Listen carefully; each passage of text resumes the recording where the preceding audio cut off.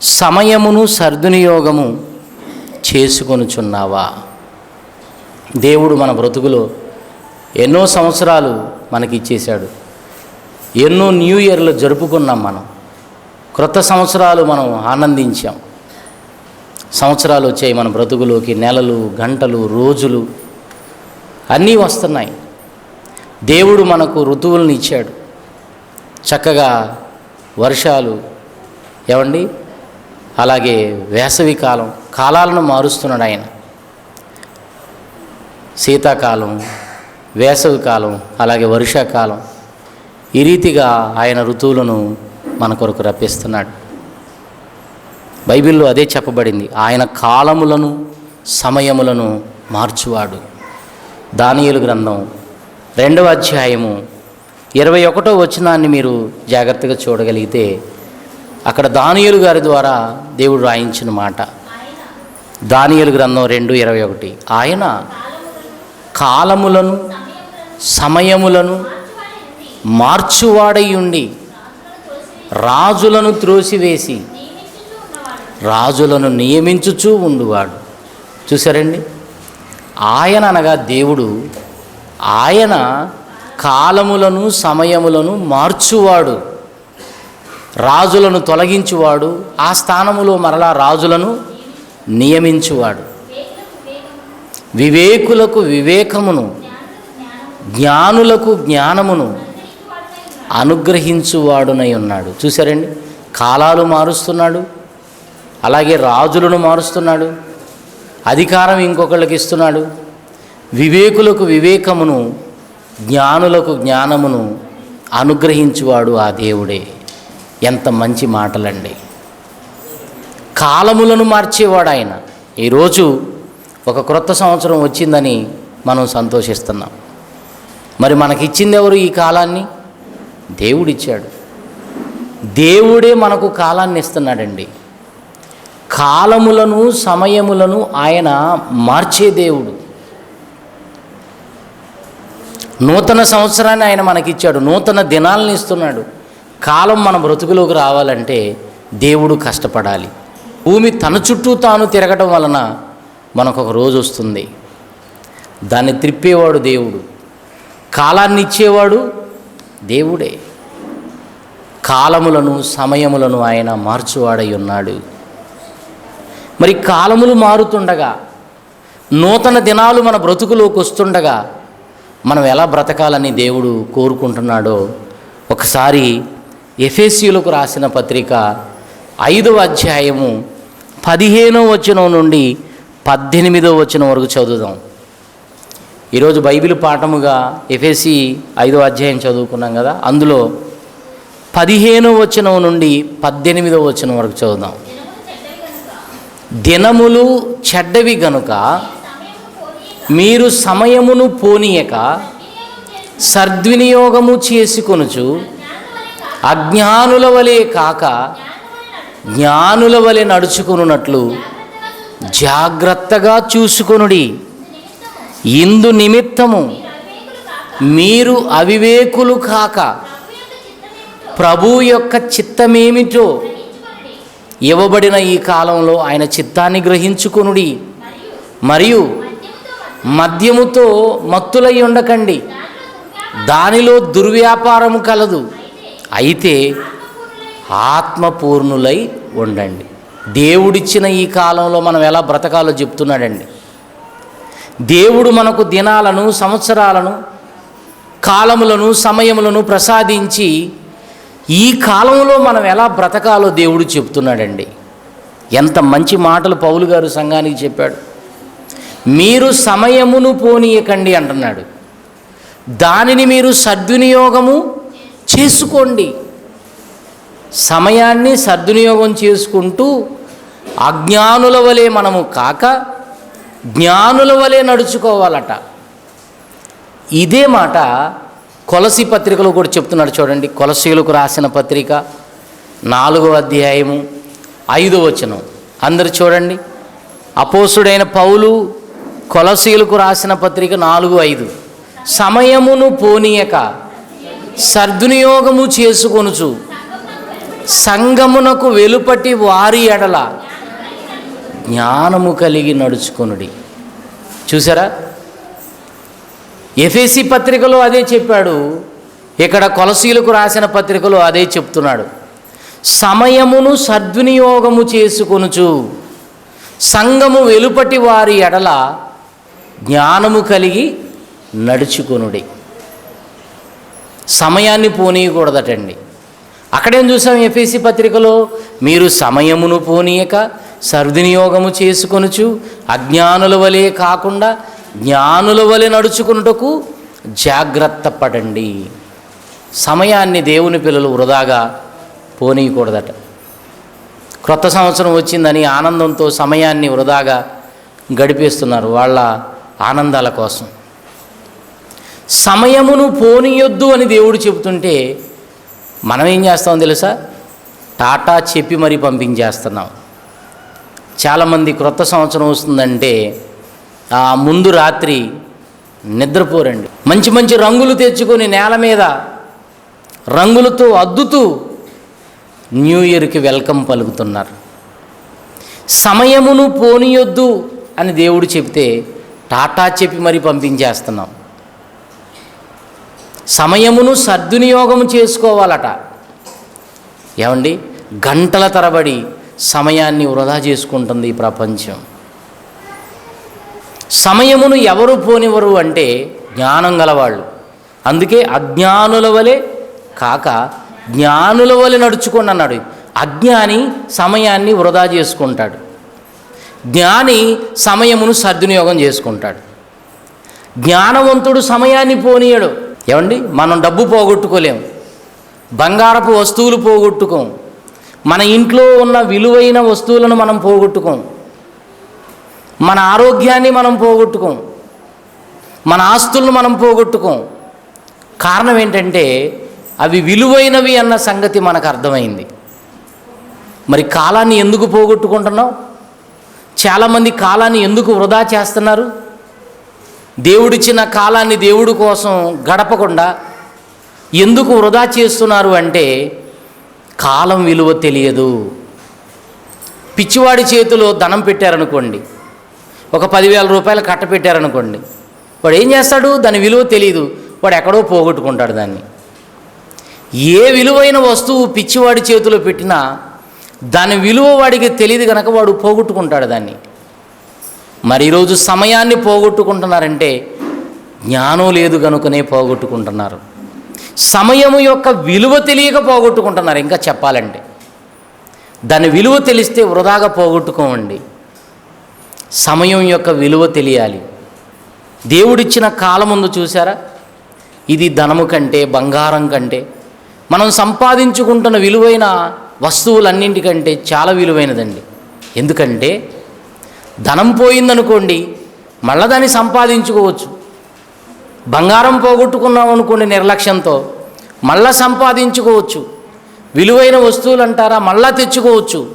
కానీ కాలం పోతే తిరిగి రాదు. 2021ను పంపించేశాం, అది పోయింది. ఇప్పుడు 2022కు వెల్కమ్ చెప్పాం, ఇది వచ్చింది. ఇలా ఎన్ని సంవత్సరాలు పోగొట్టుకుంటున్నాం మన బ్రతుకులో. ఎంతవరకు దేవుడిచ్చిన కాలాన్ని మనం సద్వినియోగం చేసుకోగలుగుతున్నాం ఆలోచించండి. అందుకే సమయమును సద్వినియోగం చేసుకోవడానికి మీరు అజ్ఞానుల వలె ఉండవద్దు, జ్ఞానుల్లాగా మీరు బ్రతకాలి అని దేవుడు ఇక్కడ తెలియజేస్తున్నాడు. ప్రియులారా, అంటే మనకు జ్ఞానం ఉంటే కాలం వృధాగా పోగొట్టుకోము, కాలాన్ని పోగొట్టుకోము. కాలం కొరకు దేవుడు కష్టపడుతున్నాడు గనక, ఆయన కష్టపడితేనే మనకు కాలం వచ్చింది గనక కాలము ఎంతో విలువైనది, సమయము ఎంతో విలువైనది. జ్ఞానంతో దాన్ని సద్వినియోగం చేసుకోవాలి. సామెతల గ్రంథం 9వ అధ్యాయము 12వ వచనం చూద్దాం ప్రియులారా. సామెతల గ్రంథం 9వ అధ్యాయము అందరూ చూడండి 12వ వచనం. దేవుడు మాట్లాడుతున్నాడు మనతో, నా కుమారుడా నీవు జ్ఞాని అయిన ఎడల, నీవు జ్ఞానివైన ఎడల నీ జ్ఞానము నీకే లాభకరము కదా అన్నాడండి. అజ్ఞానుల వలె కాకుండా జ్ఞానుల్లాగా ఎందుకు ఉంటామంటున్నాడంటే మనం జ్ఞానంతో బ్రతికితేనండి, జ్ఞానం సంపాదించుకుంటే అది మనకే లాభం అట. స్థలాలు, పొలాలు, డబ్బు ఇవన్నీ లాభకరంగా ఎంచుతాం, కానీ జ్ఞానాన్ని లాభంగా ఎంచేవాళ్ళు ఈ ప్రపంచంలో ఎవరైనా ఉన్నారా? మన తల్లిదండ్రులు కూడా ఏం సంపాదించుకోమంటారండి? నాయనా ఉద్యోగాలు సంపాదించుకోండి, స్థలాలు సంపాదించుకోండి, పొలాలు సంపాదించుకోండి, బాగా డబ్బు సంపాదించుకోండి అని చెప్తారు. ఎందుకంటే వీళ్ళ దృష్టిలో అవే గొప్పవి కనుక. కానీ దేవుడు జ్ఞానం సంపాదించుకోమంటున్నాడు. నా కుమారుడా, నీవు జ్ఞానివైన ఎడల నీ జ్ఞానము నీకే లాభకరము కదా అన్నాడండి. ఆ ప్రక్కనే 10వ అధ్యాయం 1వ వచనానికి వస్తే, జ్ఞానము గల కుమారుడు తండ్రిని సంతోషపరుస్తాడు. కాలములు, సమయములు తండ్రి తన స్వాధీనమందుంచుకొని ఉన్నాడు. మనం బైబిల్ చదువుతుంటాం. తన స్వాధీనములో ఉన్న కాలాన్ని మనకిస్తే నువ్వు జ్ఞానంతో దాన్ని వాడుకోవాలి, సద్వినియోగము చేసుకోవాలి. నా కుమారుడా, నీవు జ్ఞానివైన ఎడల నీ జ్ఞానము నీకే లాభకరం అన్నాడు. జ్ఞానము గల కుమారుడు తండ్రిని సంతోషపరుస్తాడట. మన పిల్లలు జ్ఞానవంతులైతే మనకు సంతోషం.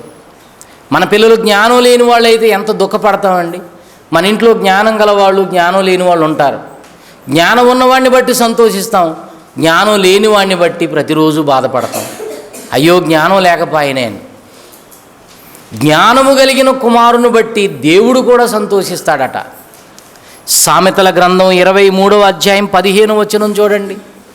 సామెతల గ్రంథము 23వ అధ్యాయం 15వ వచనంలో, నా కుమారుడా,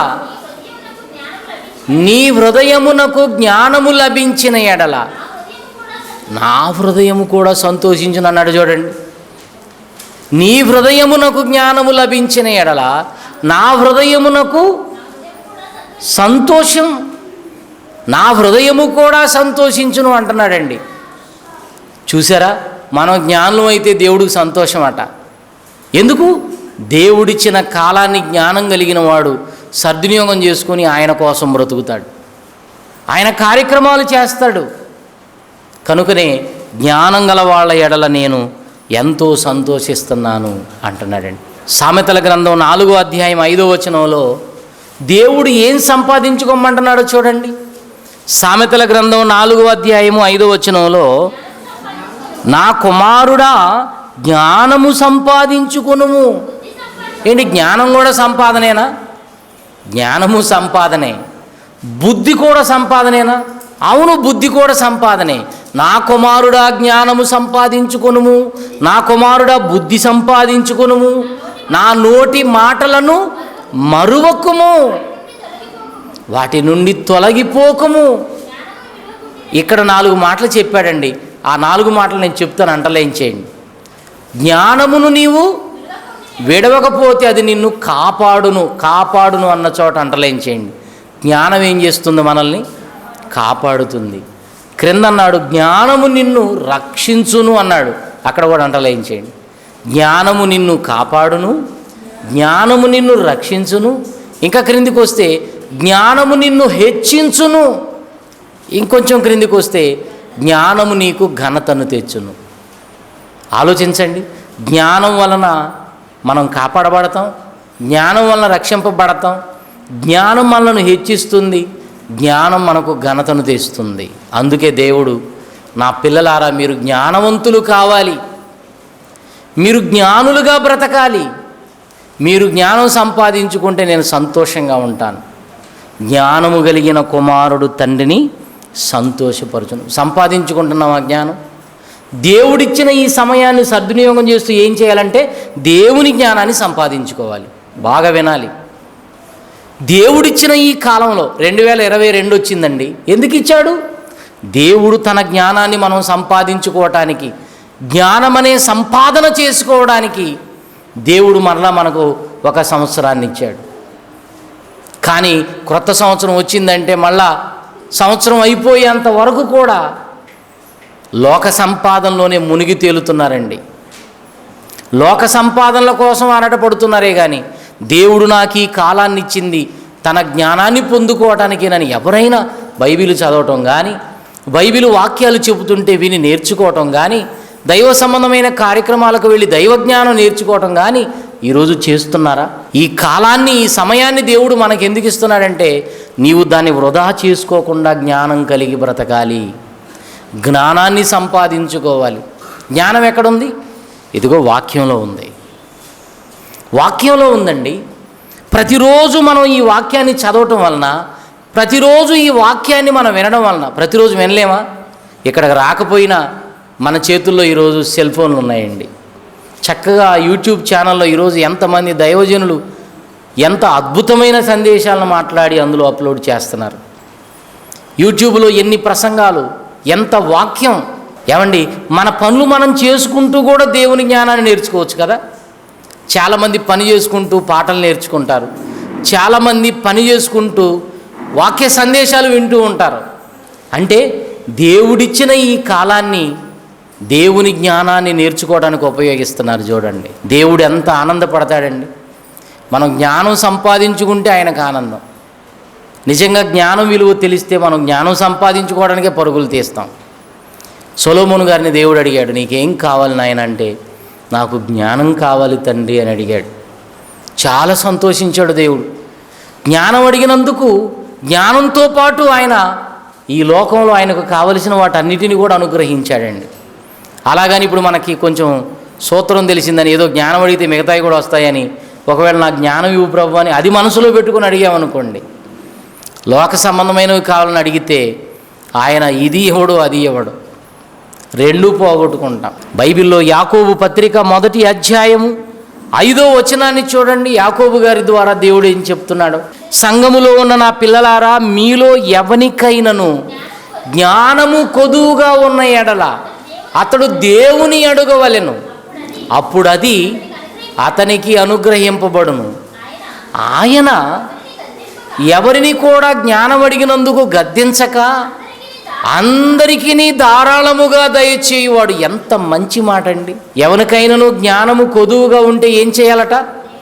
దేవుణ్ణి అడగాలి. ప్రభువా, నేను వాక్యం చదువుతున్నాను కానీ నాకు అర్థం కావట్లేదు, నేను వాక్యం వింటున్నాను కానీ మనసులో పెట్టుకోలేకపోతున్నాను, నాకు అర్థం కావడం లేదు, నీ జ్ఞానాన్ని నేను అర్థం చేసుకోలేకపోతున్నాను, అర్థం చేసుకునే జ్ఞానాన్ని నాకు ఇవ్వండి తండ్రి. నేను వారం వారం కార్యక్రమాలకైతే వెళుతున్నాను, ప్రతిరోజు బైబిల్ చదువుతున్నాను, నాకు అర్థం కావట్లేదు, అర్థం చేసుకునే జ్ఞానాన్ని నాకు ప్రసాదించండి అని ఒకవేళ అడిగితే దేవుడట జ్ఞానం అడిగిన వారిని గద్దించడట, అడిగిన వారికి ధారాళముగా దయచేస్తాడు. కనుక ప్రియులారా, మనకు జ్ఞానం కొదువుగా ఉంటే దేవుణ్ణి మనం ఏం చేయాలి? అడగాలి. నాకు జ్ఞానం ఇవ్వు తండ్రి, నువ్వు ఇచ్చిన కాలాన్ని నేను ఎలా సద్వినియోగం చేసుకోవాలో నాకు నేర్పించు, నీవిచ్చిన కాలాన్ని సద్వినియోగం చేసుకునే జ్ఞానాన్ని నాకు ప్రసాదించమని దేవుణ్ణి అడగాలి. ఎఫెసీయులకు రాసిన పత్రిక 5వ అధ్యాయం 17వ వచనంలో ఏం చెప్తున్నాడు? పైనేమో అజ్ఞానుల వలె కాకుండా జ్ఞానుల వలె నడుచుకుంటూ ఒక జాగ్రత్త వెంటనే 17వ వచనంలో ఏం చెప్తున్నాడో చూడండి. ఇందు నిమిత్తము మీరు అవివేకులు కాక, మీకు దేవుడు కాలాన్ని ఇచ్చినందుకు, దేవుడు మీకు సమయాన్ని ప్రసాదించినందుకు మీరు అవివేకులు కాక ప్రభు యొక్క చిత్తమేమిటో గ్రహించుకొనుడి. అసలు ఈ విషయం మీరు ఆలోచిస్తేనండి, పైనేమో సమయాన్ని సద్వినియోగం చేసుకోండి అన్నాడు, క్రిందికి వచ్చేసరికి దేవుని చిత్తాన్ని గ్రహించుకోండి అంటున్నాడు. అవునా? జ్ఞానులుగా ఉండండి, దేవుని చిత్తాన్ని గ్రహించండి. ఈ మాటలకు అర్థం ఏంటంటే, దేవుడు మనకు క్రొత్త సంవత్సరాలను, దేవుడు మనకు క్రొత్త దినాలను ప్రసాదిస్తున్నది ఎందుకంటే, తన జ్ఞానాన్ని నేర్చుకొని తన చిత్తాన్ని గ్రహించుకొని ఆయన చిత్తాన్ని మనం ఈ కాలంలో జరిగించాలని దేవుడు కోరుకుంటున్నాడండి. దేవుడు ఒక క్రొత్త సంవత్సరాన్ని నీ బ్రతుకులో ఎందుకు ఇచ్చాడో తెలుసా? నువ్వు ఈ సంవత్సరంలో దేవుని జ్ఞానాన్ని పొందుకొని నువ్వేం చేయాలి అంటే, దేవుని చిత్త ప్రకారంగా మనం బ్రతకాలి. దేవుడు మానవులకు కాలాన్ని ఇచ్చేది వృధాగా పోగొట్టుకోవటానికి కాదు, ఈ కాలం ఆయన ఇష్టాన్ని, ఆయన చిత్తాన్ని నెరవేర్చడానికే ఇవ్వబడుతుందన్న సత్యాన్ని మీరు తెలుసుకోవాలి. అందుకే ఇక్కడ ప్రభు యొక్క చిత్తమును గ్రహించుకొనుడి. కాలాన్ని ఇచ్చాడు కదా, ఆయన చిత్తం తెలుసుకొని ఆ చిత్తానుసారంగా మీరు జీవించండి. దావీదు గారి గురించి మనకు తెలుసు. దావీదు దేవునికి ఇష్టానుసారుడైన మనుషుడు. ఎలా తెలుసు దావీదు గారికి దేవుని ఇష్టం? దివారాత్రము వాక్యాన్ని చదివేవాడు. అందుకే ఆయనకి దేవుని చిత్తం ఏదో తెలిసిపోయింది. ఏమంటే దేవుని చిత్తం ఏదో తెలియాలంటే మనకు బైబిల్ తెలియాలి. దేవుని ఇష్ట ప్రకారంగా మనం బ్రతకాలంటే ఆయన ఇష్టం బైబిల్లో ఉంది. బాగా చదువుకోవాలి దావీదు గారి వలె. ఆయన చిత్తాన్ని జరిగించి దేవునికి ఇష్టలుగా మనం బ్రతకాలి.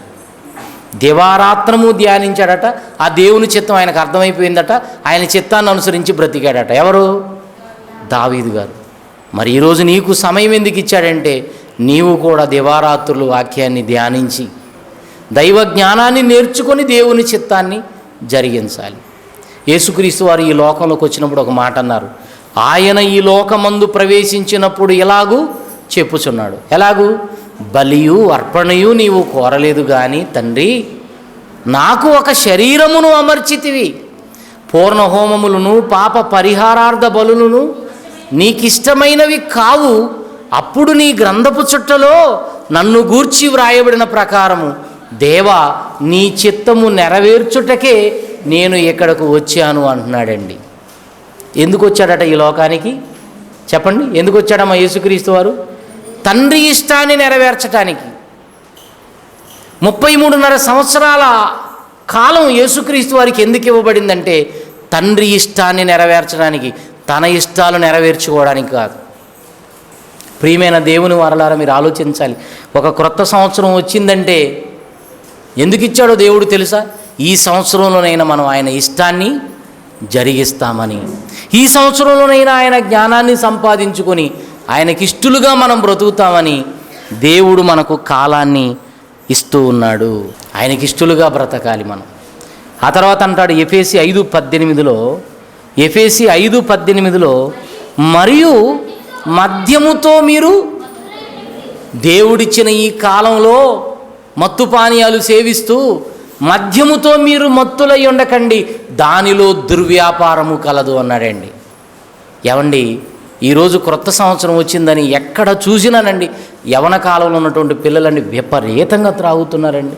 దేవుడిచ్చిన విలువైన కాలమంతా కూడా ఈ దుర్వ్యసనాలకు బానిసలైపోయి మత్తు పానీయాలకు అలవాటు పడి దేవుడిచ్చిన కాలమంతా వృధా చేస్తున్నారండి.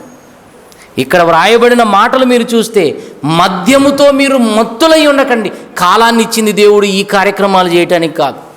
మీరు మద్యముతో మత్తులైపోయి ఉండి దేవుడిచ్చిన ఈ కాలాన్నంతా వృధా చేయటానికి కాదు.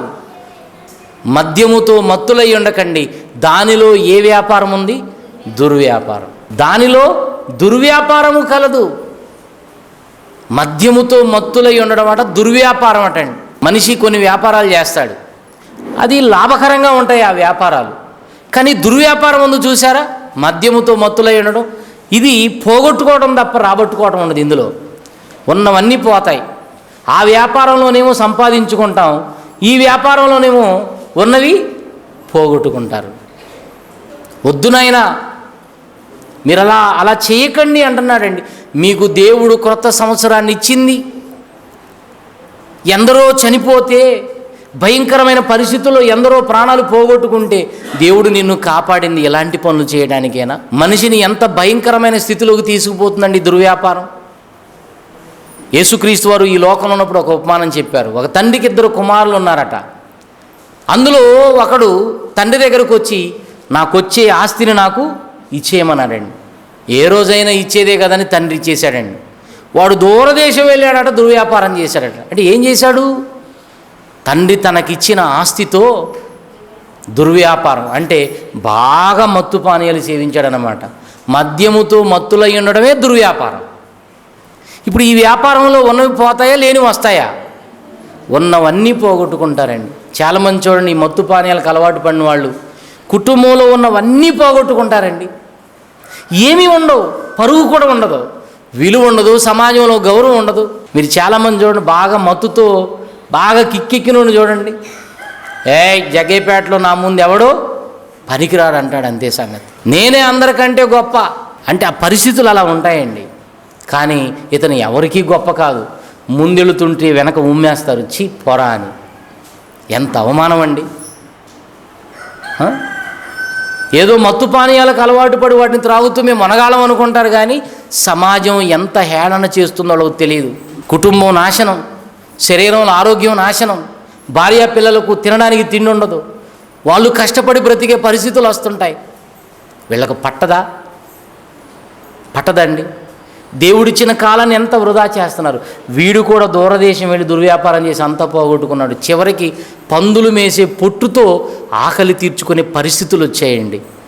ఈ మత్తు పానీయాలకు అలవాటు పడిన వాళ్ళ పరిస్థితులు ఇలానే ఉంటాయండి. మొత్తం పోగొట్టుకొని పందులు మేసే పొట్టుతో ఆకలి తీర్చుకోవడానికి వెళ్ళినప్పుడు అప్పుడు వచ్చిందంట బుద్ధి, అప్పుడు వచ్చిందట జ్ఞానం. నా తండ్రి దగ్గర ఎంతోమంది కూలి వాళ్ళకి అన్నం సమృద్ధిగా ఉంది, నేనేంటి ఆకలితో చచ్చిపోతున్నాను, వెళ్ళిపోతా నా తండ్రి దగ్గరికి, మనసు మార్చుకుంటా. నేను నా మనసు మార్చుకొని నా తండ్రి దగ్గరకు వెళ్ళి, తండ్రి పరలోకమునకును నీకును విరోధముగా నేను పాపము చేసింది నిజం, నన్ను క్షమించు, నీ కుమారుడుగా చేర్చుకోకపోయినా నీ కూలి వాళ్ళలో ఒకనిగా చేర్చుకోమని అడుగుదామని బయలుదేరాడండి. అక్కడి నుండి తండ్రి కూడా చూస్తున్నాడు, వీడు ఎప్పుడు వస్తాడా అని ఎదురు చూస్తున్నాడు. ఆ తండ్రి కంట పడ్డాడు. దూరముగా ఉండగానే తండ్రి చూశాడు, పరుగెత్తుకొని పోయాడు, మెడ మీద పడి కౌగిలించుకొని ముద్దు పెట్టుకొని ఇంటికి తెచ్చి ఆ దాసుల్ని పిలిచి, ఒక ఉంగరాన్ని తీసుకురండి, నా కుమారుడి చేతికి పెట్టండి, ప్రశస్తమైన వస్త్రాలు తీసుకురండి, నా కుమారుడికి కట్టబెట్టండి, క్రొవ్విన విందును ఏర్పాటు చేయండి, మనం అందరం ఆనందిద్దాం, నా కుమారుడు తప్పిపోయి దొరికాడు, చనిపోయి బ్రతికాడనే ఆనందంలో ఉన్నాడండి ఆయన. అదే ఇంట్లో ఇంకో కొడుకున్నాడు. వాడు సాయంత్రం వరకు పనిచేసి సాయంత్రం వస్తున్నాడు ఇంటికి. ఇంటి దగ్గర జరుగుతున్న హడావడి చూశాడు. దాసుని ఒకరిని పిలిచి, ఏంట్రా ఈ హడావడి ఏంటంటే, ఏమి లేదు, మీ తమ్ముడు దూరం పోయాడు కదా, దూరదేశం, మళ్ళా తిరిగి వచ్చాడు, ఆ ఆనందంలో మీ నాన్న ఈ క్రొవ్విన విందును ఏర్పాటు చేశాడు, అందుకే ఈ ఆనందం మీ తమ్ముడు నిమిత్తమై. కడుపు మండిపోయిందండి తనకి. తండ్రి దగ్గరికి వెళ్ళి, నాన్న ఏంటి పని, నేను ఎప్పుడు నీ దగ్గరే ఉంటున్నాను, ఏ రోజైనా నా స్నేహితులతో సంతోషించడానికి ఒక మేకపిల్లనిచ్చావా నాకు? వాడు వెళ్ళి దూరదేశం వెళ్ళి ఆస్తి అంతా పాడు చేసి వేశ్యలతో అదంతా కాజేసి మత్తు పానీయాలు సేవించి మొత్తం పోగొట్టుకొని వాడు దరిద్రుడిగా ఇక్కడికి వస్తే వాడి కోసం ఇంత ఏర్పాట్లు చేస్తావా అన్నప్పుడు ఆ తండ్రి అన్నాడు, ఇంట్లో ఉన్నవన్నీ నావన్నీ నీవే కదా నాయన, మరి ఈ నా కుమారుడు తప్పిపోయి మరలా తిరిగి వచ్చాడు, అందుకే ఈ సంతోషం. తప్పిపోయిన కుమారుడు అంటుంటాం, తప్పిపోయి ఆయన బాగానే తిరిగి వచ్చాడు. ఇంట్లో ఉన్నోడి పరిస్థితి ఏంటి? వీడి మనసే బాగలేదండి. ప్రియమైన దేవుని పిల్లలారా, దేవుడిచ్చిన కాలాన్ని వృధా చేసుకోకుండా, ఈ మత్తు పానీయాలకు అలవాటు పడకుండా దైవ సంబంధమైన కార్యక్రమాల్లో మనం ముందుకు వెళుతూ కాలాన్ని సద్వినియోగం చేసుకోవాలి. తర్వాత ఒక మాట అన్నాడు, అయితే ఆత్మపూర్ణులై ఉండుడి. ఎఫెసీ 5:18 ఉన్నమాట. మద్యముతో మత్తులై ఉండకండి, దానిలో దుర్వ్యాపారము కలదు. మరి ఏం చేయాలి ఈ కాలంలో? దేవుడిచ్చిన ఈ కాలంలో మనం ఎలా ఉండాలి అంటే ఆత్మపూర్ణులై ఉండండి. ఆత్మపూర్ణులంటే ఆత్మపూర్ణులైతే ఆత్మ ఆధీనంలో ఉండాలి. మద్యంతో మత్తుడైన వాడు మద్యం ఆధీనంలో ఎలా ఉండి ఊగుతున్నాడో, ఆత్మపూర్ణుడైన వాడు ఆత్మ ఆధీనంలో ఉండి ఆత్మ నడిపింపు కలిగి సమయాన్ని సద్వినియోగం చేసుకుంటూ, ఆత్మపూర్ణుడు ఏం చేస్తాడు? సమయాన్ని సద్వినియోగం చేసుకొని దేవుని చిత్తాన్ని జరిగిస్తాడు. సమయమును సద్వినియోగం చేసుకొని దేవుని చిత్తాన్ని జరిగించేవాడే ఆత్మపూర్ణుడు. ఆత్మపూర్ణుడు ఏం చేస్తాడంటే జ్ఞానంతో నింపబడి దేవుని యొక్క ఇష్టాన్ని నెరవేరుస్తూ ఉంటాడు. అదే కదా పైన చెప్పింది, మీరు ఆయన చిత్తమును గ్రహించుకొనుడి, మద్యముతో మత్తులై ఉండకండి, ఆత్మపూర్ణులుగా ఉండండి. అంటే ఆత్మపూర్ణుడు ఏం చేస్తాడు? దేవుని చిత్త ప్రకారంగా బ్రతుకుతాడు, దేవుని చిత్తాన్ని జరిగిస్తాడు. అది ఇంతకు దేవుని చిత్తం ఏంటండి? దేవుని చిత్తం ఏంటి చెప్పండి? పరిశుద్ధులుగా ఉండడమే దేవుని చిత్తం. జారత్వానికి దూరంగా ఉండడం దేవుని చిత్తం. ప్రతి విషయమందును కృతజ్ఞతాస్తుతులు చెల్లించడం దేవుని చిత్తం. మనుషులందరూ రక్షణ పొందటం దేవుని చిత్తం. అజ్ఞానముగా మాట్లాడు వారి మూర్ఖుల నోరు మూయించటం దేవుని చిత్తం. ఇవన్నీ దేవుని చిత్తాలు.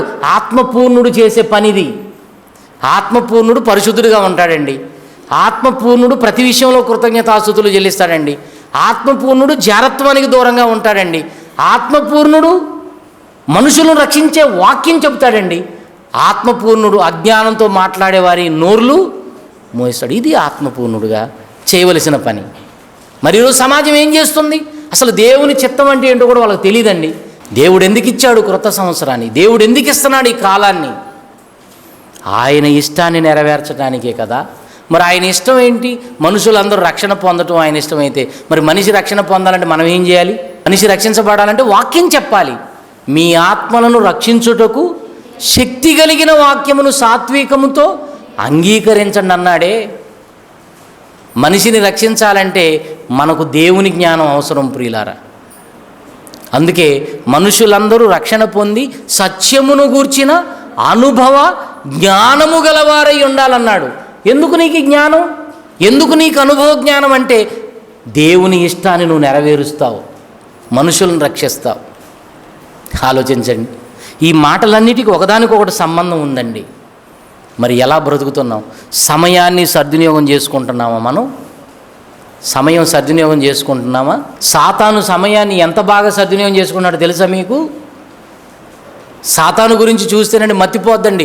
వాడు సమయం యొక్క విలువ తెలిసిన వాడు గనక వాడు అనుకున్న దాన్ని నెరవేర్చడానికి సమయాన్ని పోగొట్టుకోకుండా వాడు ఏం చేస్తున్నాడు చూడండి. ప్రకటన గ్రంథం 12:12 అందుచేత పరలోకమా, పరలోక నివాసులారా ఉత్సహించుడి, భూమి సముద్రమా మీకు శ్రమ, అపవాది తనకు సమయము కొంచెమే.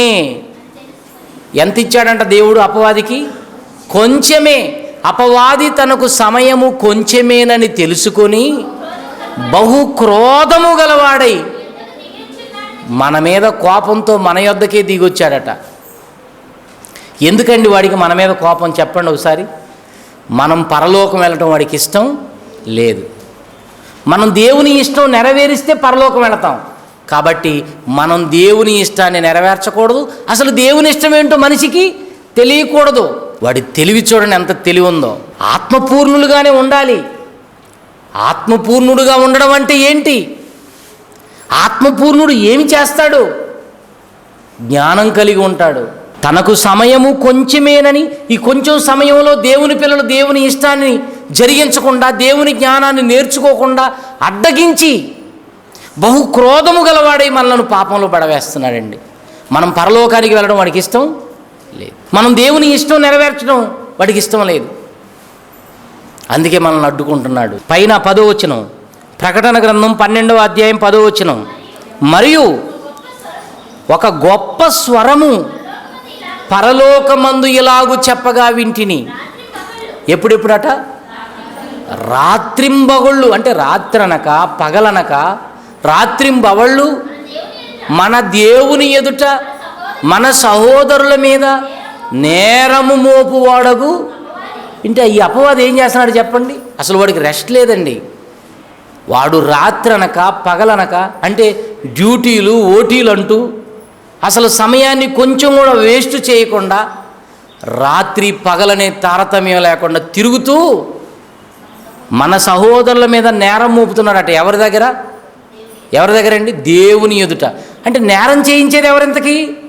నేరం చేయించేది వాడే, నేరం మోపేది కూడా వాడే. అంటే మనతో తప్పుడు పని చేయించేది వాడే, తప్పు మోపేవాడు వాడే.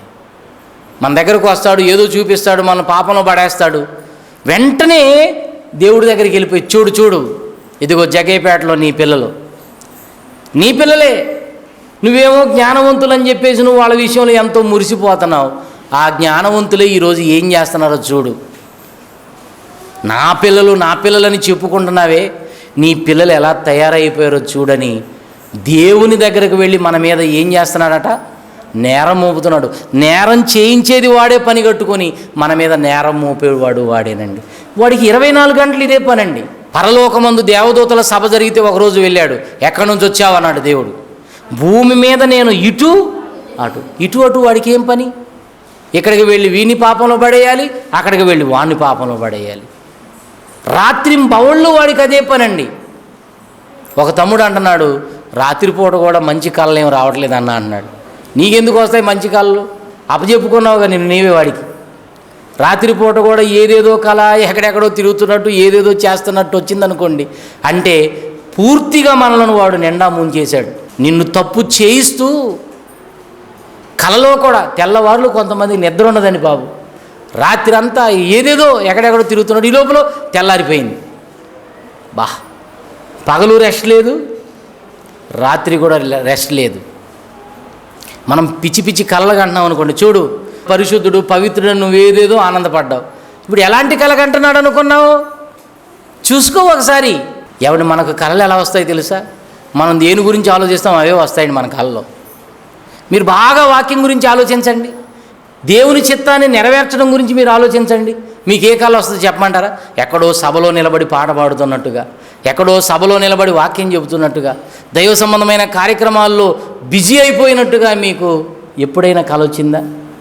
కాస్త బైబిల్ చదివినట్టుగా, ఎవరినో దేవుళ్ళలోకి తీసుకొస్తున్నట్టుగా ఎలాంటివి వస్తున్నాయా? ఎలాంటివి రావట్లేదంటే అయిపోయింది మన పరిస్థితి. అంటే మనం ఆ భావాల్లో ఉండడం లేదు. నేరం చేయిస్తున్నాడు, నేరం మోపుతున్నాడు మన మీద. వాడికి రాత్రి పగలేదండి, వాడి ఒకటే పని, బిజీ. ఎందుకు? సమయం కొంచెమేనని వాడికి అర్థమైంది. మరి మనకెంత ఉంది సమయం? క్రొత్త సంవత్సరం వచ్చిందని ఇలానే కొత్త సంవత్సరాలు ఇంకొస్తాయా? ఎన్ని వస్తాయి? ఈ 2022లో కూడా ఉంటామో లేదో మనకి తెలియదు. ఒక్కొక్క వైరస్ మనల్ని వెంటాడుతుంటే అసలు నిద్ర కూడా పట్టని పరిస్థితి కొంతమందికి. కొంచెం అనారోగ్యం శరీరంలోకి వచ్చిందంటే నిద్రపోలేని పరిస్థితి. ప్రియమైన దేవుని పిల్లలారా, ఇక ఒమిక్రాన్ అంటున్నారు, అది కూడా మన మధ్య ఎంటర్ అయిపోయిందని అంటున్నారు. కరోనా వైరస్ ఆరంభమైన రోజుల్లో 1, 2, 7, 10 అనుకుంటూ వచ్చాం. అది లక్షల్లోకి వెళ్ళిపోయింది. ఎంత వేగంగా, ఎంత త్వరితగతిని అది ప్రజలందరినీ ఆవరించిందంటే కొద్ది సమయంలోనే. మనం అనుకుంటున్నాం వార్తలు వింటూ కొద్దిమందికేగా, దేశం మొత్తంలో చూస్తే వందల సంఖ్యలోనే ఉంది, ఇంకా వేలల్లో కూడా పోలేదు. అది మన దాకా ఏమొస్తుంది అనుకుంటున్నాం మనం. నీ దాకా నా దాకా రావడానికి పెద్ద సమయమేం అవసరం లేదు. దానికి నీకు సమయం దేవుడు ఎందుకు ఇచ్చాడో ముందు తెలుసుకో. ఆయన ఇష్టాన్ని జరిగించడంలో నీవు నిమగ్నమవు, దేవుడు నిన్ను కాపాడుకుంటాడు. నేను దేవుని ఇష్టాన్ని నెరవేర్చడానికి ఈ సమయాన్ని వాడుకుంటానని నువ్వు సిద్ధపడు, నిన్ను వాడుకుంటాడు ఆయన. ఆయనకు తెలియకుండా మనకు మరణం రాదు కదండి. జీవ మరణములు యెహోవా వశం. అంటే ఒక మనిషి చనిపోవాలన్నా ఆయనకు తెలిసే జరుగుతుంది, ఒక మనిషి బ్రతకాలన్నా ఆయనకు తెలిసే జరుగుతుంది. మరి నువ్వు ఇంకా బ్రతికున్నావంటే ఆయనకు తెలిసే జరిగింది. ఎందుకు ఉంచాడు? ఈ మంచి మాటలు వినిపించడానికి. సాతానుకు కాలం విలువ తెలుసు, వాడు దాన్ని సద్వినియోగం చేసుకుంటున్నాడు. యేసుక్రీస్తుకు కాలం విలువ బాగా తెలుసు. ఆయన ఎలా బ్రతికాడు చూడండి ఈ లోకంలో. ఒక్కసారి పరిశుద్ధ గ్రంథంలో లూకాసు వార్త 13వ అధ్యాయం 22వ వచనం మీరు చూస్తే, కాలాన్ని గురించి తెలిసినటువంటి ప్రభువు ఈ లోకంలో ఉన్న చిన్న జీవిత కాలంలో ఆయన ఎలా నడుచుకుంటున్నాడో చూడండి. లూకాసు వార్త 13:22. ఆయన యెరూషలేమునకు ప్రయాణమైపోవచ్చు, పోవుచునే బోధిస్తున్నాడట. చూడండి, పోవుచు బోధించుచు పట్టణములలోను గ్రామములలోను సంచారము చేయుచుండెను. ఎంత బిజీ అయిపోయాడండి ప్రభు ఈ లోకంలో ఉన్నప్పుడు. ఎప్పుడు చూసినా ఆ శిష్యులను వెంటేసుకొని పల్లె ప్రాంతాలకు, పట్టణ ప్రాంతాలకు వెళ్ళిపోయేవాడు. ఎందుకు? పరలోక రాజ్య సువార్తను ప్రకటించాలి. ఆయన పోవుచూ కూడా బోధిస్తున్నాడట. మనం ప్రయాణం చేసేటప్పుడు వాక్యం చెప్తామండి. ఒకవేళ ఎవరైనా ఏదైనా పలానా విషయం నాకు అర్థం కాలేదంటే ఇంటికి పోయిన తర్వాత కూర్చొని మాట్లాడుకుందాం, ప్రస్తుతం ప్రయాణంలో ఉన్నాం కదా అంటాం. పోవుచునే బోధిస్తున్నాడట. అంటే కాలం కొంచెమే ఉందన్న సంగతి ఆయనకు అర్థమైపోయి ప్రయాణంలో కూడా తండ్రి పని జరిగించాలనుకున్నాడండి. ఆ యోహాను సువార్త 17:4లోకి వచ్చేసరికి ఆయన అంటాడు, చేయుటకు నీవు నాకు ఇచ్చిన పనులన్నీ సంపూర్ణముగా నెరవేర్చి భూమి మీద నిన్ను మహిమపరిచాను అన్నాడండి. అంటే ఇచ్చిన కాలం కొంచెం, చేయవలసిన పనులు చాలా ఉన్నాయి కనుక ఆయన ఏం చేసేవాడండి? ప్రయాణంలో కూడా బోధించాడండి. ఆయన పోవచ్చు బోధిస్తున్నాడు. సమయం విలువ తెలిసినవాడు, సమయాన్ని సద్వినియోగం చేసుకున్నవాడు, జ్ఞాని కదండి. యేసుక్రీస్తు ఎవరు? ఆయన జ్ఞానం గలవాడు, జ్ఞాని. ఆయన పేరే జ్ఞానం. జ్ఞానమైన ఆయన సమయాన్ని ఎంత చక్కగా సద్వినియోగం చేసుకున్నాడు. మోషే గారు ఏమండి, క్రీస్తుతో ఆయన పోల్చబడ్డాడు కదా. నా వంటి ఒక ప్రవక్తను మీ సహోదరులు దేవుడు మీ కొరకు పుట్టిస్తాడన్నారు. అంటే కొన్ని విషయాల్లో మోషే వంటి ప్రవక్త యేసుక్రీస్తు వారు. ఆ మోషే గారికి కాలం విలువ తెలిసింది. దాన్ని ఎలా సద్వినియోగం చేసుకున్నాడండి? ఆయనకు కాలం విలువ తెలిసేసరికి చాలా కాలం పట్టింది. దేవుడు నాకు ఈ కాలం ఇచ్చింది ఆయన ఇష్టాన్ని జరిగించడానికేనన్న విషయం ఆయనకు చాలా కాలం తర్వాత తెలిసింది. అందుకే అల్పకాలము పాపభోగాన్ని అనుభవించకూడదు అనుకున్నాడు. అంతే. అంటే ఉన్న ఈ చిన్న కాలంలో నేను ఈ పాపభోగాల్లో ఈ యొక్క కాలాన్ని నేను దుర్వినియోగం చేయకూడదు, దేవుని ప్రజలతో శ్రమ అనుభవించాలి. హెబ్రీ పత్రిక 11వ అధ్యాయము 24వ వచనం మీరు చూస్తే, మోషే పెద్దవాడంటే ఎంత వయసు వచ్చిందండి? మోషే పెద్దవాడంటే ఎంత వయసు వచ్చింది? మోషేకు 80 సంవత్సరాలు వచ్చాయండి. మోషే 40 ఏండ్లు ఫరో కుమార్తె కుమారుడుగా రాజగృహంలో సకల విద్యలను అభ్యసిస్తూ బ్రతికాడు. 40 ఏళ్ళు మనకు తెలుసు. మిగతా 40 సంవత్సరాలు మిద్యాను అరణ్యానికి ఒక ఐగుప్తీయుడిని చంపి ఆ విషయం రాజుకు తెలుస్తుందేమోనన్న భయంతో ఆయన మిద్యాను అరణ్యానికి పారిపోయాడు. అక్కడ 40 సంవత్సరాలు గొర్రెలు కాశాడండి ఇత్రో అనే ఒక వ్యక్తి దగ్గర. అప్పటికి 80 సంవత్సరాలండి వయసు. సేనాయి పర్వతం మీద ఉన్నాడు. ఎక్కడున్నాడు? సేనాయి పర్వతం మీద గొర్రెలు కాస్తున్నాడు. మండుచున్న పొదలో నుంచి దేవుడు దేవదూత ద్వారా మాట్లాడాడు.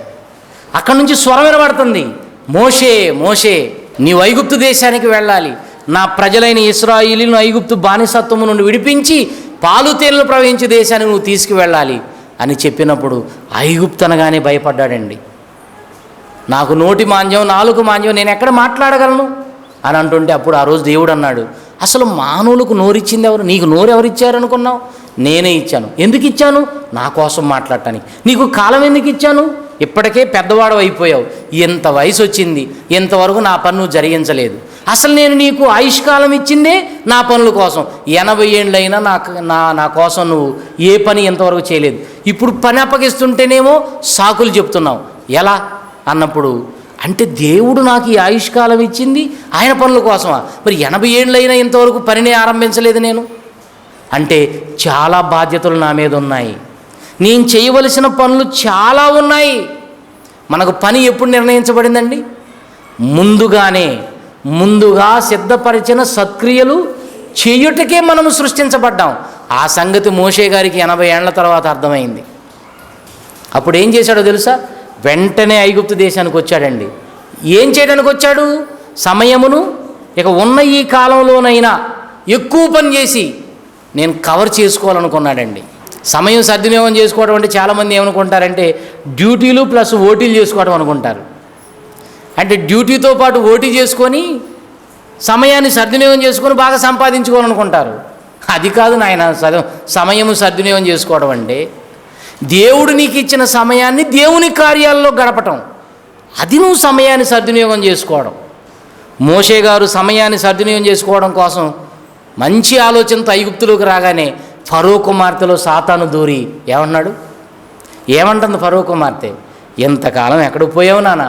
40 ఏండ్లయింది, నిన్ను పెంచుకున్నాను కదా, ఎప్పటికైనా వచ్చావేం పర్లేదు, అమ్మాను ఐగుప్తు ధనం అంతా నీకు ఇప్పిస్తా, ఈ జీవితకాలం అంతా సుఖభోగాలు అనుభవించవచ్చు, ఐగుప్తు సింహాసనం కూడా నా తండ్రి సింహాసనం నీ సొంతమయ్యేటట్టుగా నేను చూసుకుంటా. ఆయన ఏదో సత్యం తెలుసుకొని కాలాన్ని సమయాన్ని సద్వినియోగం చేసుకుందామని ఆయన వస్తే వెంటనే సాతాను ఆటంకం కలగజేస్తున్నాడు. అందుకే ఐగుప్తు ధనం నాకొద్దు, ఈ అల్పకాలము పాప భోగాలు కూడా నాకొద్దు, దేవుని ప్రజలతోనే నేను శ్రమ అనుభవిస్తానని అవకాశం ఉన్న రోజుల్లో ఆయన ఏం చేసేవాడో తెలుసా? రాత్రి పగలు ప్రజలు నడిపించాడండి. అంటే డ్యూటీలు ఓటీలు కూడా చేసుకొని ఉన్న కాలానంతా కవర్ చేసుకున్నాడు మోషే గారు. రాత్రి నడిపించడమే, పగలు నడిపించడమే. అందుకు దేవుడు కూడా అతనికి సహాయపడ్డాడు. పగలు వాళ్ళు నడవడానికి మేఘస్తంభంలో ఉన్నాడట దేవుడు, రాత్రి నడవడానికి అగ్నిస్తంభంలో ఉన్నాడట. ఈ విధంగా మోషే గారు దేవుడు తన మీద పెట్టిన బాధ్యతలను ఆయన నిర్వర్తించగలిగాడు. ప్రియమైన దేవుని పిల్లలారా, కనాన్లోకి అడుగుపెట్టేంతవరకు లేడు, కానీ తనకు దేవుడిచ్చిన ఆయుష్కాలం వరకు వాళ్ళని నడిపిస్తూనే వచ్చాడు. ఒక చిన్న పొరపాటు చేయటం వలన ఆయన కనాను దేశంలో అడుగు పెట్టకుండా పోయింది. ఆ రోజు యేసుక్రీస్తు వారు కానివ్వండి, ఒక మోషే గారు కానివ్వండి, సమయమును సద్వినియోగం చేసుకున్నారు. సమయమును సద్వినియోగం చేసుకోమని చెప్పింది ఎవరు మనకి? ఎఫెసీ పత్రికలో, కొలసీ పత్రికలో చూసాం కదా. సమయమును సద్వినియోగం చేసుకొని అజ్ఞానుల వలె ఉండకుండా జ్ఞానుల వలె నడుచుకోండి అన్నాడు కదా. సమయం ఏం చేయాలి? సద్వినియోగం. మరి ఆయన చేసుకున్నాడు సమయం సద్వినియోగం? ఏమండి, ఈ మాటలు చెప్పిన పౌలు గారు ఏమైనా సమయాన్ని సద్వినియోగం చేసుకున్నాడంటే అవును, బ్రహ్మాండంగా ఆయన సమయాన్ని సద్వినియోగం చేసుకున్నాడు. దమస్కు మార్గంలో యేసుక్రీస్తు తనతో మాట్లాడేంత వరకు తనకు కూడా దేవుడి గురించి తెలియదండి, తన బ్రతుకు గురించి తెలియదు. ఆ రోజు నుండి ఆ దేవుని మాటలు విని ఆయన దేవుని పని ఎలా జరిగించాడంటే, ఫిలిప్పీలకు రాసిన పత్రిక 3:14 చూడండి. ఫిలిప్పీలకు రాసిన పత్రిక 3వ అధ్యాయం 14వ వచనాన్ని మీరు చూడగలిగితే, క్రీస్తు యేసునందు దేవుని ఉన్నతమైన పిలుపునకు కలుగు బహుమానమును పొందవలెనని గురి యొద్దకే పరుగెత్తుచున్నానన్నాడు. చూడండి ఆ మాట. ఏం చేస్తున్నాడట? పరుగెత్తుచున్నాడు. ఎందుకు పరుగు? చాలా కాలం వృధా అయిపోయింది, దేవుడిచ్చిన కాలాన్ని దేవుడి కోసం గడపలేకపోయాను, ఇప్పటికైనా ఉన్న కాలంలో వేగంగా పరుగెత్తి అనేక ప్రాంతాలకు వెళ్ళి ఈ మహాజ్ఞానాన్ని చెప్పి దేవుని చిత్తాన్ని జరిగించి ఎంతోమందిని దేవుని యొద్దకు నడిపించాలనుకున్నాడండి. అందుకే పరుగెత్తాడండి. ఎంత పరుగెత్తాడో మీరు ఇంటికి పోయిన తర్వాత ఆ బైబిల్లో ఏమంటే మ్యాప్స్ ఉంటాయి కదండి, చివరి మ్యాప్ చూడండి. బైబిల్లో మ్యాప్స్ ఉన్నాయండి, చివరి భాగంలో మ్యాప్లు ఉన్నాయి. ఆ చివరి మ్యాప్ చూస్తే అపోస్తుడైన పౌలు, చివరున్న మ్యాప్ చూస్తే అపోస్తుడైన పౌలు ప్రయాణము చేసిన ప్రదేశాలు. అతను ఎంత పరుగెత్తాడో, ఎన్ని ప్రాంతాలకు పరుగెత్తాడో, ఎంత సేవ చేశాడో ఆ మ్యాప్లో మనకు కనిపిస్తుందండి. సమయాన్ని ఏం చేసుకున్నాడు? సద్వినియోగం. తిమోతికి ఉత్తరం రాస్తే అంటాడు ఆయన, సమయమందును అసమయమందును ప్రయాసపడుము, సువార్తను ప్రకటించుము. సమయమందును అసమయమందు. అసలు ఏ తండ్రి అయినా ఇలా చెప్తాడండి? సమయానికి తిని సమయానికి పడుకొని ఆయనను ఉత్తరం రాస్తాడు. కానీ ఈ ఆత్మీయ తండ్రి పౌలు గారు తన కుమారుడికి ఏం రాస్తున్నాడంటే, సమయమందు అసమయమందు సువార్తను ప్రకటించు. ఈ కుమారుడు కూడా ఎలాంటి వాడంటే మామూలుడు కాదండి, తిమోతి కూడా సమయమందు అసమయమందు సువార్తను ప్రకటించి చివరికి కడుపు జబ్బు తెచ్చుకున్నాడు.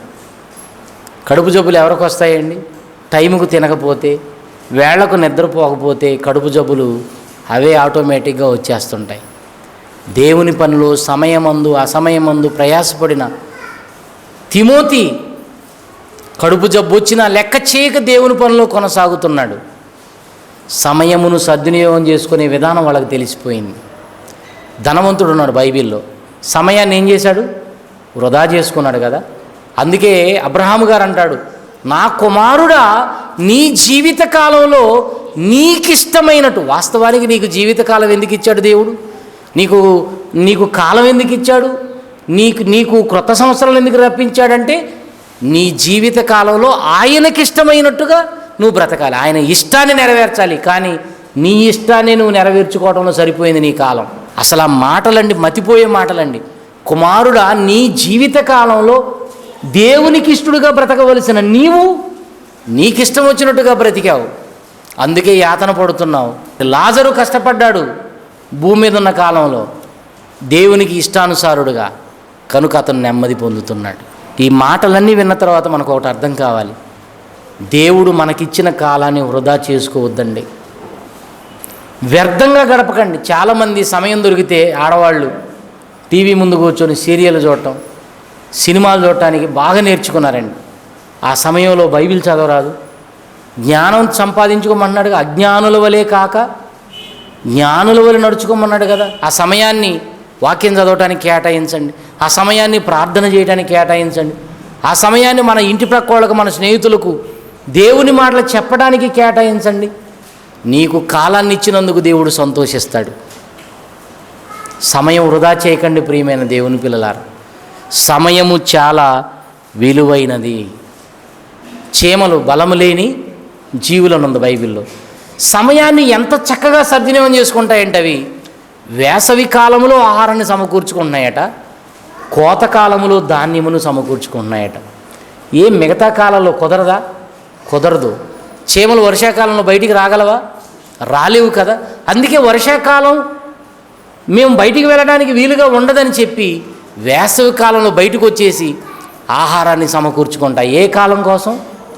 వచ్చే వర్షాకాలం కోసం. సమయమును సద్వినియోగం చేసుకుని సోమరులు, అందుకే సోమరి చీమల యొద్దకు వెళ్ళినాడు. సోమరోడు సమయం ఏం సద్వినియోగం చేసుకుంటాడు చెప్పండి. కొంతమంది సోమరోళ్ళు ఎప్పుడు చూసినా పడుకుంటూనే ఉంటారండి. రాత్రి 8-10 గంటలు పడుకుంటారు. మళ్ళా మధ్యలో ఖాళీ దొరికితే మళ్ళా పడుకోవడమే, మళ్ళా ఖాళీ దొరికితే మళ్ళీ పడుకోవడమే. ఒకవేళ ప్రయాణానికి బస్సు ఎక్కితే బస్సు ఎక్కగానే నిద్ర వస్తుంది చాలామంది. ఏం కొంచెం వాక్యం వినొచ్చుగా, ఆ సీట్లో కూర్చొని చక్కగా. ఏమంటే సెల్ ఫోను, ఇయర్ ఫోన్స్ ఉన్నాయి మనకి, చక్కగా ఎన్ని ప్రసంగాలు వినవచ్చు అండి పెద్ద ప్రయాణం ఉన్నప్పుడు. బైబిల్ చదువుకోవచ్చు, సెల్ ఫోన్లోనే బైబిల్ ఉంది. ఇప్పుడు ఉందా? సెల్ ఫోన్లోనే బైబిల్. జ్ఞానాన్ని సంపాదించుకోవడానికి ఉపయోగించు ఈ సమయాన్ని. ప్రియమైన దేవుని పిల్లలారా, పౌలు గారు అన్నాడు, సమయమును సద్వినియోగం చేసుకొనుచు అజ్ఞానుల వలె కాక జ్ఞానుల వలె నడుచుకున్నట్లు జాగ్రత్తగా చూసుకోండి. మన పాఠం ఏంటి? సమయమును సద్వినియోగం చేస్తున్నావా? ఇప్పటి నుంచి అయినా సరే ఖాళీగా ఉన్న సమయాన్ని దేవుని జ్ఞానం కోసం మీరు ఉపయోగించండి. బైబిల్ చదువుకోండి, వాక్యాలు వినండి. ఆదివారం వస్తేనే వినే అవకాశం కాదుగా మనకి, ఇంకా ఖాళీ సమయంలో కూడా వినే అవకాశం ఉంది. ఎన్ని ప్రసంగాలండి యూట్యూబ్లోకి వెళితే ఎన్ని ప్రసంగాలు, ఎంత జ్ఞానం దేవుని పిల్లలు మనకు అందిస్తున్నారు. జ్ఞానవంతులు కండి. దేవుని చిత్తాన్ని జరిగించడానికే ఈ కాలం. జ్ఞానం నేర్చుకుంటే ఆయన ఇష్టాన్ని నువ్వు చేయగలవు, ఆయన ఇష్ట ప్రకారంగా బ్రతకగలవు. కనుక వాక్యంలో నిమగ్నం కండి, వాక్యాన్ని బాగా చదవండి, బాగా నేర్చుకోండి, సమయాన్ని వృధా చేయకండి. జ్ఞానవంతులు కండి, ఆయన చిత్తాన్ని నెరవేర్చి పరలోకాన్ని చేరండి. ప్రభువా ప్రభు అని పిలిచేవాడు పరలోక రాజ్యంలో ప్రవేశించడు, కానీ పరలోకమందున నా తండ్రి చిత్త ప్రకారం చేయువాడే ప్రవేశిస్తాడు. ఎవరు పరలోకంలో ప్రవేశిస్తారు? సమయాన్ని సద్వినియోగం చేసుకొని దేవుని చిత్తాన్ని జరిగించిన వాడు